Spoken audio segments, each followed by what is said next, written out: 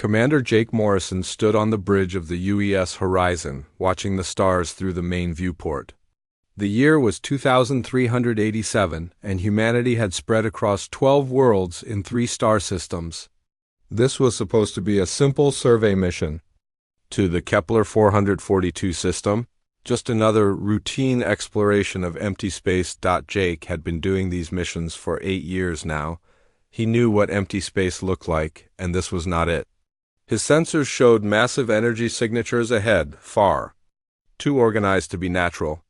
The communications officer, Lieutenant Pete Walsh, looked up from his station with confusion written across his face. "Commander, I'm picking up some kind of transmission. It's not human, and it's definitely not natural phenomena. The signal is incredibly strong, and it's aimed directly at us." Jake felt his stomach tighten. Humanity had been exploring space for decades now, and they had never encountered another intelligent species. The possibility existed, of course, but finding aliens had always seemed like something that would happen to someone else, somewhere else, sometime in the distant future. "Put it through the translators and see what we get," Jake ordered. The ship's computer had universal translation protocols. Though they had never been tested on actual alien languages, the voice that came through the speakers was cold and mechanical, but the words were clear enough. "Human vessel, you will halt your advance immediately. You are in violation of consortium space and subject to immediate detention." Jake looked at his crew. Navigator Lucy Park was checking and rechecking her star charts. Weapons Officer Dan Miller had his hand hovering over the defensive systems. Everyone on the bridge seemed to be holding their breath. "This is Commander Jake Morrison of the United Earthship Horizon. We were not aware this system was claimed by anyone. We mean no harm and request permission to continue our peaceful survey mission." The response came back instantly, as if the alien had been waiting for exactly those words. "Human vessel, you will prepare to be boarded. Any resistance will result in your immediate destruction. You are now prisoners of the Galactic Consortium." That was when Jake saw them. Ships began appearing out of nowhere, their cloaking fields dropping to reveal vessels unlike anything humanity had ever imagined. They were massive, sleek, and clearly designed for war. The horizon was surrounded by at least 20 alien warships, each one large enough to destroy his small exploration.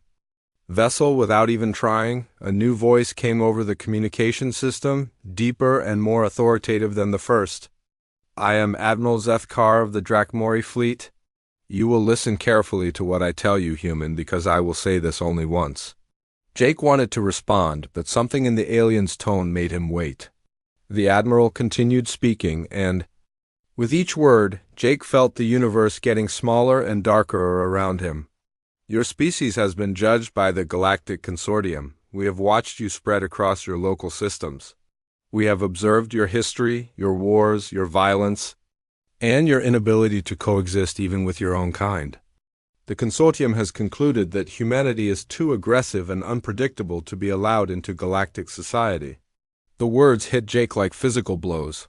Humanity had been judged, and they had been found wanting. But the Admiral was not finished. "Effective. Immediately, all human worlds and territories are under permanent quarantine. Energy barriers have been placed around your entire sphere of influence. No human ship will be allowed to leave your designated space. No human transmission will be allowed to reach the greater galaxy. Any attempt to break this quarantine will result in the complete destruction of the offending vessel and potentially your entire species." Jake found his voice. "You can't do this. We're a peaceful exploration mission. We've never attacked anyone. We didn't even know you existed." Admiral Zethkar's laugh was harsh and bitter. "Peaceful? Your own history argues against that claim. In the past century alone, your species has engaged in dozens of conflicts.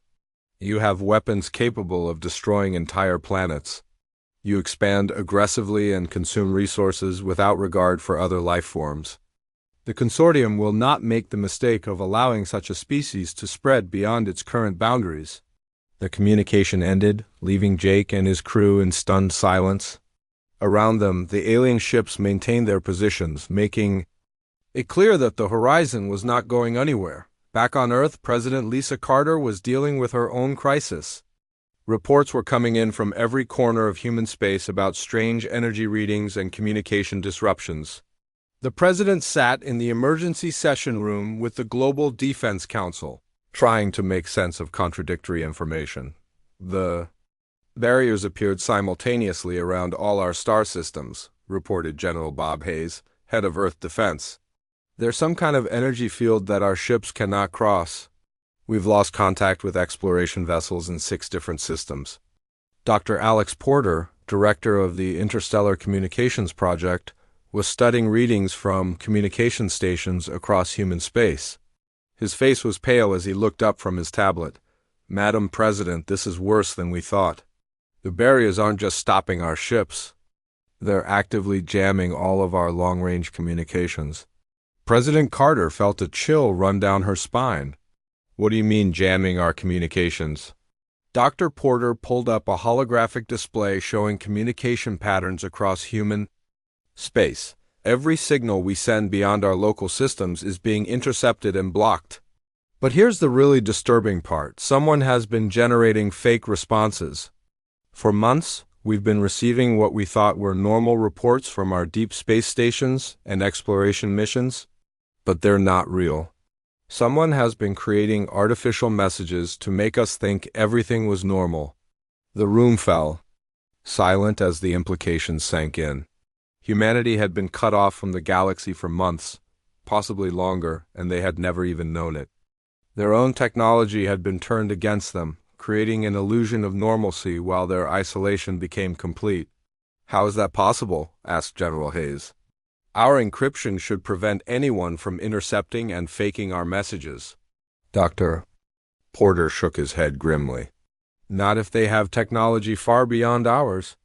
Whoever is doing this has capabilities we can't even begin to understand. They've been watching us, studying us, and manipulating our communications without us ever realizing it. President Carter stood up and walked to the window, looking out at the Earth below. Somewhere out there in the darkness between the stars, humanity's fate had already been decided by beings they had never met. The galaxy was vast and full of wonders they would never be allowed to see.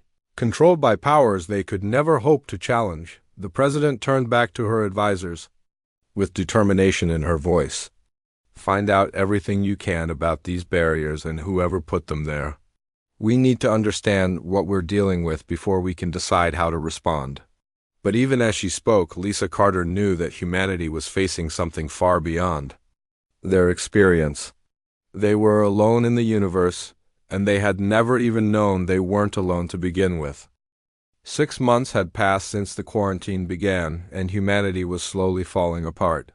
Captain Maya Rodriguez walked through the corridors of her colony ship New Frontier, looking at faces that showed the strain of their situation. The ship had been carrying supplies and new colonists to the outer settlements when the barriers appeared. Now they were trapped between star systems, unable to reach their destination and unable to return home. The worst part was watching the hope drain out of people. Maya had been a colony ship captain for 12 years, and she knew what healthy colonies looked like. They grew, they expanded, they built new things and made plans for the future. But the settlements they were supposed to supply had stopped growing. Without regular shipments from Earth and the industrial worlds, critical resources were running low. Maya received a transmission from Colony Administrator Carl Stone on New Perth, one of the mining colonies in the outer system. His voice carried exhaustion that went deeper than just being tired. Captain Rodriguez, we need those medical supplies you're carrying. Our main hospital is running out of everything, and we've got sick people who might not make it without help. The problem was that New Frontier was stuck in empty space, held in place by energy fields they couldn't see or understand. Maya had tried everything she could think of to break through the barrier, but nothing worked. Her ship's engines were powerful enough to move between star systems, but they couldn't push through whatever the aliens had put in their way. Back on Earth, Dr. Alex Porter was working 18-hour days in his laboratory, trying to solve the communication problem. His team included Ben Taylor, a communications specialist who had spent years designing long-range transmission systems, and Dr. Nina Wells, a quantum physicist who understood the mathematics behind faster-than-light communication better than almost anyone alive. The three of them stood around a holographic display showing the energy patterns around human space. The barriers were incredibly sophisticated, creating interference that made it impossible to send messages beyond human territory. But Dr. Porter was beginning to see patterns in the interference, tiny gaps and fluctuations that suggested the system wasn't perfect. "Look at this," Dr. Porter said, pointing to a section of the display. "Every 17 minutes, there's a brief reduction in the jamming field near the asteroid belt. It only lasts for about 30 seconds, but it might be enough." Ben Taylor leaned closer to examine the data. "You're thinking we could piggyback a signal through the asteroid mining stations during those windows?" Dr. Nina Wells was already running calculations on her tablet. "It would require perfect timing, and we'd need to modify the mining equipment to act as relay stations. But theoretically, we could create a hidden network using civilian infrastructure." It was a desperate plan, but it was the only plan they had. Dr. Porter began contacting mining supervisors and station commanders throughout the asteroid belt, explaining what they needed and why it mattered. Most of them agreed immediately. Everyone knew that humanity's survival might depend on re-establishing communication with the outside galaxy. Meanwhile, Commander Jake Morrison had been released by the aliens after 3 days of interrogation. They had kept his ship but allowed him and his crew to return to human space in a small shuttle. Jake was now working with Earth Defense to understand the quarantine barriers and find ways around them. The UES Horizon had been modified with experimental stealth technology developed by engineer Sam Hughes. Sam was one of those people who could look at any piece of technology and figure out how to make it work better. He had spent weeks studying the sensor data from Jake's encounter with the alien fleet, trying to understand how their detection systems worked. "The barriers are designed to stop large energy signatures," Sam explained to Jake as they prepared for their mission. "But if we can reduce our ship's energy output to almost nothing and move very slowly, we might be able to slip through undetected." Jake knew it was dangerous, but they needed to know what was on the other side of the barriers. If humanity was going to find a way out of this trap, they needed information about their captors and the galaxy beyond their prison. The modified ship moved through space like a ghost, its systems running on minimum power and its hull coated with materials designed to absorb sensor waves. For 6 hours, they drifted through the barrier zone without triggering any alarms. Jake began to hope they might actually make it through. Then the patrol ships appeared. 3 alien vessels materialized. Out of nowhere, their weapons already charging. Jake's pilot, Lieutenant Maria Santos, threw the ship into evasive maneuvers while their communications officer tried to send a distress signal back to Earth. The chase lasted for 20 minutes, with the human ship dodging energy blasts and trying to reach the safety of human space. They almost made it. The barriers were just ahead when one of the alien weapons struck their engine, sending the ship spinning out of control. Jake watched helplessly as they crashed into the surface of New Perth, the mining colony that Captain Maya Rodriguez had been trying to reach. The ship hit hard, throwing everyone against their restraints and filling the cabin with smoke and sparks, but they were not alone in the wreckage. Something had survived the crash of one of the alien patrol ships. Jake and his crew found the being trapped under twisted metal, badly injured but still alive. It was unlike anything they had ever seen, roughly humanoid but covered in smooth, blue-green skin that looked wet even when it was dry. The alien spoke in a voice that sounded like water flowing over stones. A translation came through their computers as words of peace rather than threats. "Please, I mean you no harm. My name is H of the Aquarian people. I am not your enemy." Dr. Nina Wells, who had been studying alien technology since the quarantine began, was fascinated by their unexpected guest. As they helped treat Glub's injuries, the alien began to tell them things that changed everything they thought they knew about their situation. "The Galactic Consortium is not united," Glub H explained weakly.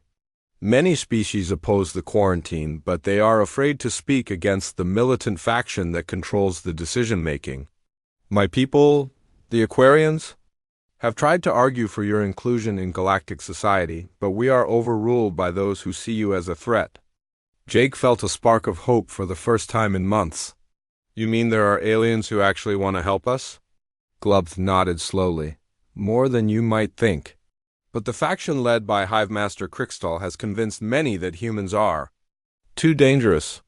They point to your history of warfare and say you will bring violence to the galaxy. Those of us who disagree are labeled as traitors or fools. Back on Earth, Dr. Alex Porter's hidden communication network was finally beginning to work. Using mining equipment and civilian satellites, they had managed to create a secret system that could send messages between human worlds without being detected by the alien jammers. The first successful transmission came from Captain Maya Rodriguez, whose ship was still trapped between star systems. Her message was brief but filled with determination. This is New Frontier calling Earth. We're alive, we're fighting, and we're not giving up. Find a way to get word to the galaxy. Tell them we're not the monsters they think we are. Dr. Porter realized that Captain Rodriguez was right. They needed to find a way to communicate with the galaxy. But the alien jamming systems were too sophisticated for conventional methods. If they couldn't break through the barriers with normal technology, they would need to try something that had never been attempted before. Looking up at the night sky, Dr. Porter began to form an idea that seemed impossible. If they couldn't use normal communication systems, maybe they could turn the entire planet Earth into one giant transmitter. Dr. Alex Porter stood in his laboratory staring at a holographic model of Earth, wondering if his idea was brilliant or completely insane. The plan was simple in concept but almost impossible in execution: turn the entire planet into a massive communication array using Earth's magnetic field as the transmission medium. Working alongside him were Dr. Carol Stone, a geophysicist who understood planetary magnetic fields better than anyone alive, and Rick Adams, an electromagnetic specialist, who had designed some of humanity's most advanced communication systems. The three of them had been working for weeks, trying to figure out if Porter's crazy idea could actually work. The magnetic field is already there, Dr. Carol Stone explained as she manipulated the holographic display. It extends far beyond our atmosphere and into space. If we could modulate it properly, we could create signals that would be detectable across multiple star systems. Rick Adams was less optimistic. The power requirements would be enormous. We're talking about installing quantum resonance nodes at dozens of locations around the globe, all synchronized to work together. Even if we could build the equipment, getting it all to work at the same time would be nearly impossible. Dr. Porter knew they were right to be skeptical, but he also knew they were running out of options. President Lisa Carter was facing increasing pressure as colonies throughout human space reported critical shortages of food, medicine, and industrial materials. Some settlements were already talking about declaring independence from Earth, believing that cooperation with the aliens might be their only chance for survival. The president herself was dealing with a crisis that seemed to grow worse every day. Admiral Kevin Brooks of the Earth Defense Force had been pushing for a military solution, arguing that humanity should fight their way out of the quarantine rather than accept permanent imprisonment. We have ships, we have weapons, and we have the will to fight, Admiral Brooks argued during a heated meeting in the Presidential Command Center. Every day we wait, we get weaker while they get stronger. If we're going to act, it has to be now. President Carter understood his frustration, but she also understood the reality of their situation. Kevin, our entire space fleet has maybe 200 combat-capable ships. The aliens surrounded Jake Morrison with 20 vessels that were each more advanced than anything we've ever built. We're not talking about a fair fight here. The debate was interrupted by an urgent message from Dr. Nina Wells, who was still on New Perth studying the alien survivor Glubbed H. Her transmission came through the hidden communication network that Dr. Porter had established using mining equipment and civilian satellites. Earth Control, this is Dr. Wells. Our alien friend has provided us with crucial intelligence. The consortium leadership is planning to meet on something called Sigma Station to vote on humanity's permanent fate. If they decide we're too dangerous to be allowed to exist, they're going to escalate from quarantine to complete elimination. The words hit everyone in the command center like a physical blow. President Carter felt her blood turn cold as the implications became clear. How long do we have? Dr. Wells' response came back after a delay caused by the makeshift relay system. According to Glub, the meeting is scheduled for next week. If the vote goes against us, we could have as little as 72 hours before they begin sterilization. Protocols. Dr. Porter knew that his planetary transmitter was their only hope, but the system was nowhere near ready for operation. The quantum resonance nodes were still being manufactured, and even if they could install them all in time, there was no guarantee the system would work properly. That was when Dr. Nina Wells made a discovery that changed everything.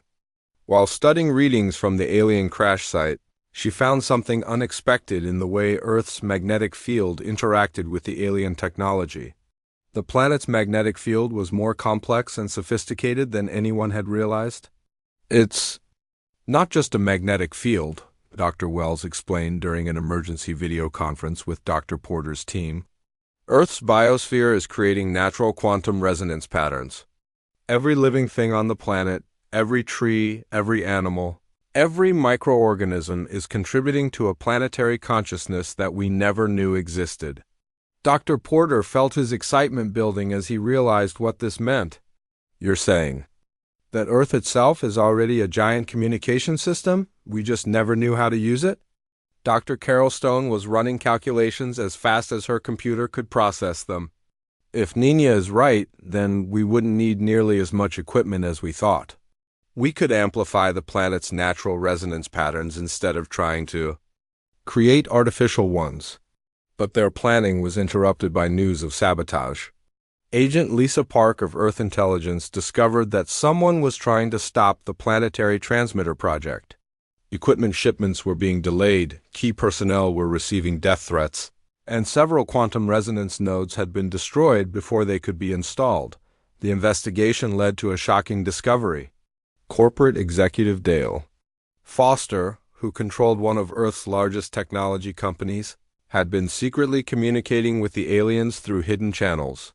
He believed that cooperation with the consortium was humanity's only hope for survival, and he was willing to sabotage Earth's defense efforts to prove human compliance.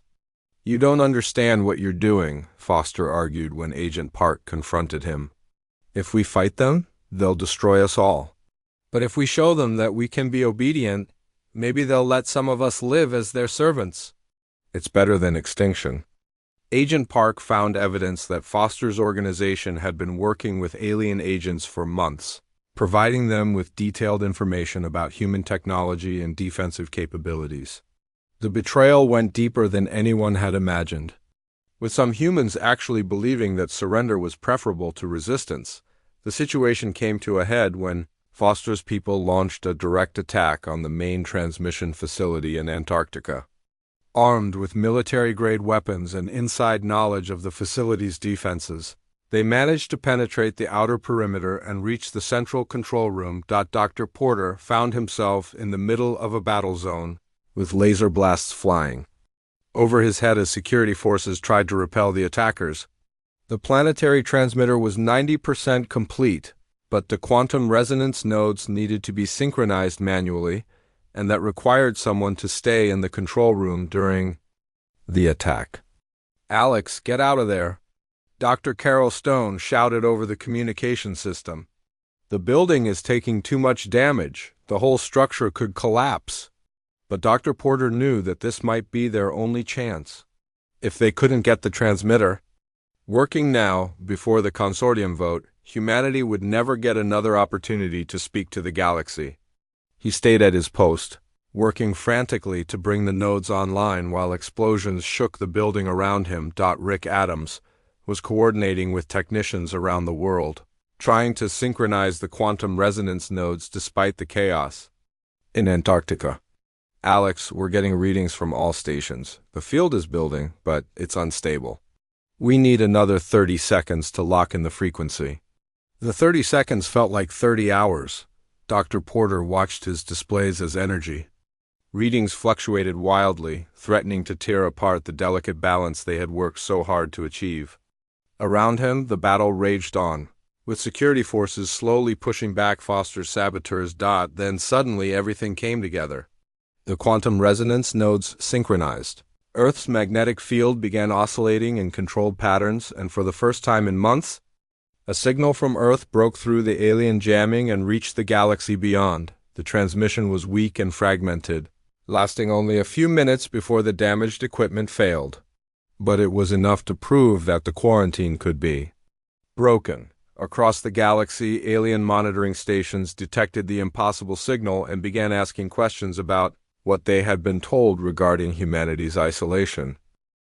Earth's first transmission had been heard across 17 star systems, but the message was broken and hard to understand. Dr. Alex Porter stood in the rebuilt control center, looking at data that showed their signal had reached farther than they had hoped but carried less information than they needed. Still, it proved that breaking through the consortium's jamming was possible. The effect across the galaxy was immediate and unexpected. On the water world of Aquaria Prime, Glubfest people gathered around their communication centers, listening to fragments of the human transmission and asking questions they had never been allowed to ask before. Why were humans being kept isolated? If they could create such sophisticated communication technology, what else had the consortium been hiding from the galactic community? Similar conversations were happening on dozens of worlds. The peaceful crystalline collective, whose members communicated through harmonic vibrations, detected patterns in Earth's signal that reminded them of their own methods of long-distance communication. The nomadic Star Wanderer clans, who had always been suspicious of the consortium's authoritarian tendencies, began openly questioning why any species should be denied contact with the rest of the galaxy. Dr. Porter knew that one broken transmission was not enough. Working from multiple hidden bunkers scattered across Earth, his team began refining the planetary transmitter system. The attack on the Antarctica facility had taught them that they needed backup systems and redundant controls that could not be disabled by sabotage. Dr. Nina Wells had returned from New Perth with detailed information from Glubs about alien communication protocols. She worked with linguist Dr. Amy Chun to develop translation algorithms that could convert human languages into formats that multiple alien species could understand simultaneously. Dr. Amy Chun had spent her career studying how different cultures communicate, and she realized that humanity's greatest advantage was not their technology but their diversity. Earth had thousands of different languages, each representing a unique way of thinking about and describing the universe. This diversity, which some saw as a weakness, might actually be humanity's secret weapon. "Look at this," Dr. Chun said as she showed Dr. Porter her analysis of alien communication patterns. Most species in the galaxy communicate in very rigid, structured ways. But humans are chaotic, creative, and unpredictable in how we express ideas. That chaos might be exactly what the galaxy needs to break free from stagnant thinking patterns. Meanwhile, Commander Jake Morrison was preparing for his most dangerous mission yet. Intelligence gathered from Glubd H and intercepted alien communications revealed that the consortium maintained quantum relay beacons just outside human territory. These beacons amplified their own communications across the galaxy, but if humans could plant their own relays in the same locations, they could piggyback their signals on the alien network. Jake's crew for this mission included pilot Sarah Mason, who had volunteered despite knowing the odds of survival were low, and communications officer Tony Clark, whose job would be to install and activate the relay beacons while under fire from consortium patrol ships, the modified human ships launched from 3 different locations using the stealth technology developed by engineer Sam Hughes to slip past the energy barriers. They had to move fast. Intelligence suggested that the consortium was already suspicious about the source of the mysterious transmissions. From human space, the first relay beacon was installed successfully near the edge of the Kepler 442 system, with Jake's team managing to complete their mission without being detected. The second team, led by Captain Maya Rodriguez, encountered heavy resistance but managed to plant their beacon before retreating to safety. The third team was not so lucky. They were spotted by a consortium patrol and found themselves in a running battle across an asteroid field. The human ship was damaged and 2 crew members were injured, but they managed to install their beacon before limping back to human space, with the relay beacons in place. Dr. Porter's team activated the enhanced planetary transmitter. This time, the signal was clear and strong, carrying a message that could be understood by 43 different alien species simultaneously. President Lisa Carter herself delivered the transmission, with Dr. Amy Chun's team providing real-time translation into dozens of alien languages. President Carter's speech, which became known throughout the galaxy as the Unity Address, was carefully crafted to emphasize humanity's desire for peaceful cooperation rather than aggressive expansion. She spoke about Earth's diversity, about humanity's mistakes and their efforts to learn from them, and about their hope to contribute something positive to galactic civilization. "We are not the monsters you have been told we are," President Carter said, her words reaching across light years to alien worlds that had never heard a human voice before. "We are a young species, still learning and growing. We have made mistakes, as all young species do, but we have also shown the ability to change and improve. We ask not for dominance, but for the chance to learn from you and to share what we have learned with you." The transmission continued for nearly an hour, with different human speakers from various cultures and backgrounds sharing their perspectives on peace, cooperation, and the value of diversity. Dr. Chun had deliberately included voices from every continent and every major human culture, demonstrating the species' complexity and depth. The response from the galaxy was swift and dramatic. On the silicon-based world of Crystar, the Crystalline Collective issued a formal statement supporting humanity's inclusion in galactic society. The Star Wanderer clans sent messages of solidarity, comparing humanity's struggle to their own historical persecution by authoritarian governments. Even some members of the normally neutral Silicon Syndicate began questioning the consortium's policies. These mechanical beings, who prized logic above emotion, found it illogical to isolate a species based solely on their potential for violence rather than their actual actions. But the transmission also triggered a backlash from the militant faction within the consortium. Hive Master Crickstal, the insectoid leader who had originally pushed for humanity's quarantine, declared the transmissions to be proof of human aggression and deception. "See how they manipulate our communications networks," Crickstal announced. To the Consortium Council, "See how they spread their influence across the galaxy despite our efforts to contain them. This proves that humans are even more dangerous than we originally believed." The political situation across the galaxy became increasingly unstable. Pro-human demonstrations began on dozens of worlds, with alien citizens demanding answers about why they had been kept ignorant of humanity's existence.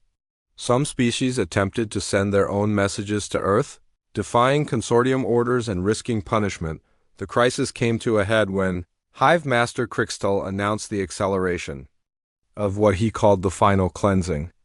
Instead of waiting for the scheduled vote on Sigma Station, he ordered the immediate mobilization of consortium war fleets to begin the complete sterilization of human space. But Crickstal's extreme response had an unintended consequence. Admiral Zethkar of the Drakmori fleet, who had originally delivered the quarantine ultimatum to Commander Jake Morrison, began to have second thoughts about the entire operation. The Drakmori were warriors, but they were also honorable, and there was nothing honorable about destroying a species that was asking for dialogue rather than demanding conquest. Other military commanders throughout the consortium began expressing similar doubts. The humans had demonstrated technological sophistication by breaking through the jamming systems, but they had used that technology to send messages of peace rather than threats of war. This did not match the profile of an aggressively expansionist species that posed a threat to galactic stability. As consortium war fleets massed at the edges of human space, preparing for what might be the final chapter in humanity's brief interstellar History, the political unity that had maintained the quarantine for months, began to fracture. The galaxy had heard Earth's voice, and many found themselves wondering if they had been making a terrible mistake. The galaxy was breaking apart. On hundreds of worlds, alien species that had remained silent for decades were now openly challenging the consortium's authority. The peaceful crystalline collective had withdrawn their support from the quarantine. Entirely, the nomadic Star Wanderer clans were broadcasting messages of solidarity with humanity across their trade routes. Even the logical Silicon Syndicate was questioning the mathematical probability that isolating humanity would lead to galactic stability. Dr. Alex Porter's team had achieved something that seemed impossible just weeks before. Working with quantum mathematician Dr. Paul Green and systems analyst Kate Ross, they had discovered that Earth's planetary transmitter could do more than just send messages across the galaxy. The quantum resonance patterns they had created could actually fold spacetime, creating temporary bridges that allowed instantaneous travel across vast distances. The discovery happened by accident. Dr. Paul Green had been running calculations on the transmitter's power output when he noticed anomalous readings that suggested the equipment was affecting local spacetime. Further investigation revealed that the quantum fields generated by Earth's biosphere, when properly amplified, could create stable wormholes for brief periods. "It's incredible," Dr. Green explained to the assembled team in their underground bunker. "We're not just communicating with the galaxy anymore. We can actually travel to any location where we can establish a quantum lock. The entire universe has just become accessible to us." President Lisa Carter realized that this discovery changed everything. The consortium war fleets were massing at the edges of human space, preparing to begin the final cleansing that would wipe out humanity completely. But now Earth had a weapon that no one expected: the ability to appear anywhere in the galaxy without warning. The question was how to use this incredible new capability. Admiral Kevin Brooks advocated for immediate military strikes against consortium leadership, arguing that surprise attacks could cripple their command structure before they could respond. But President Carter had a different idea, one that was either brilliant or completely insane. "We're not going to attack them," she announced during an emergency meeting with Earth's leadership. "We're going to do something they'll never expect. We're going to show up at their council meeting and ask to speak." The plan was audacious beyond belief. Commander Jake Morrison would use the quantum bridge technology to transport himself and a small diplomatic team directly into the consortium council chambers while they were voting on humanity's final fate. Instead of arriving as conquerors, they would come as representatives seeking dialogue. Jake knew it was probably a suicide mission, but he also knew it might be their only chance to prevent a war that would destroy both humanity and countless alien species. His team included engineer Sam Hughes, whose technical expertise might be needed if the quantum bridge technology failed, and Dr. Nina Wells, whose knowledge of alien cultures could help them navigate the complex politics of the Consortium Council. The quantum bridge activated with a sound like reality tearing apart. Jake felt himself stretched across impossible distances, experiencing sensations that human nervous systems were never designed to handle. For a moment that lasted forever, he existed everywhere and nowhere, connected to every living thing in the universe while simultaneously being completely alone. Then they were standing in the Consortium Council chambers, materializing in the center of a vast amphitheater filled with representatives from dozens of alien species. The shock was immediate and total. Security forces reached for weapons while council members stared in disbelief at the humans who had somehow appeared in the most secure location in the galaxy. Admiral Zethkar was the first to recover from the surprise. The Drakmori military commander stood up from his position in the council, his reptilian features showing a mixture of admiration and concern. "Humans, your ability to appear here demonstrates technological capabilities far beyond what we believed you possessed. But your presence also proves the point that many have made about your unpredictable nature." Jake stepped forward, keeping his hands visible and his voice calm. "Admiral Zethkar, we come here not as invaders but as representatives of humanity. We ask only for the chance to speak before you pass judgment on our entire species. The council chamber erupted in chaos. Some representatives demanded that the humans be arrested immediately, while others argued that their peaceful appearance proved they were not the threat they had been portrayed as. Hive Master Crystal S. Mechanical voice rose above the noise, calling for immediate execution of the human intruders, but something unexpected happened. Glove, the Aquarian survivor who had been rescued by Jake's crew months earlier, appeared in the council chamber accompanied by representatives from several other species. They had used humanity's quantum bridge technology to transport themselves to the council meeting, proving that the technology could be shared rather than used as a weapon. Council members, Glove's watery voice carried clearly through the chamber. I have spent months among the humans. I have seen their technology, their culture, and their intentions. They are not the monsters we have been told to fear. Other alien voices joined in support. The Crystalline Collective's harmonic representative created sounds that translated as a demand for fair consideration of humanity's case. Star Wanderer clan leaders spoke about the value of diversity and the danger of making decisions based on fear rather than facts. President Lisa Carter's voice suddenly filled the chamber, transmitted through the quantum communication network that now connected Earth to the Consortium Council chambers.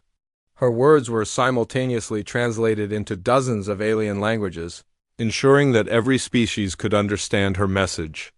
Citizens of the galaxy, President Carter began, we stand before you not as conquerors, but as a species that wishes to contribute to the greater community of intelligent life. We offer not weapons, but communication, not domination, but cooperation. The president's speech continued for several minutes, but the most powerful moment came when she made an offer that no one expected. Instead of asking for humanity's inclusion in the existing galactic order, she proposed something entirely different. We offer to make Earth a neutral meeting ground where all species can communicate freely, Carter said. Our quantum communication network can connect every world in the galaxy, allowing direct dialogue between species that have never been able to speak to each other before. We ask not to join your consortium, but to serve as facilitators for a new kind of galactic cooperation. The effect was immediate and dramatic. Species that had been enemies for centuries realized they could now communicate directly without going through consortium intermediaries. Worlds that had been isolated could suddenly reach out to the broader galaxy. The rigid hierarchical structure that had controlled galactic politics for millennia began to crumble as direct communication became possible. Hive Master Crystal made one final desperate attempt to maintain control, ordering the immediate destruction of Earth and all human settlements. But his orders were met with refusal from his own military commanders. Admiral Zethkar spoke for many when he declared that destroying a species that offered communication and cooperation would make the consortium itself the true threat to galactic peace. The vote on humanity's fate was called, but it had become meaningless. The galaxy had already chosen. Instead of voting to destroy humanity, the Council found itself voting to dissolve the old consortium and replace it with a new form of government based on direct communication between all species. 6 months later, Earth had become exactly what President Carter had promised, a neutral meeting ground where representatives from hundreds of worlds gathered to discuss everything from trade agreements to scientific research. The planet's orbital space was filled with stations where different species could meet in environments suited to their various biological needs. Dr. Alex Porter found himself appointed as the first galactic communications coordinator, overseeing a network that connected thousands of worlds across the galaxy. The quantum transmitter technology that had begun as a desperate attempt to break through an alien blockade had evolved into the foundation of a new kind of galactic civilization. Commander Jake Morrison stood on the bridge of the UES Unity, preparing to depart on humanity's first joint exploration mission with alien partners. His crew included representatives from 12 different species, all working together to explore the uncharted regions beyond known space. As the Unity departed from Earth orbit, a planetary transmitter continued its work, no longer broadcasting, humanity's plea for acceptance but serving as the voice through which an entire galaxy spoke as one. The barriers that had once imprisoned humanity now served as relay stations, amplifying messages of cooperation and friendship to the farthest reaches of space. Dr. Amy Chun, now head of the Galactic Translation Project, watched dozens of species working together in Earth's communication centers and smiled. "We thought they wanted to silence us," she said to her assistant as alien languages filled the air around them. "But in the end, we helped the whole galaxy find its voice."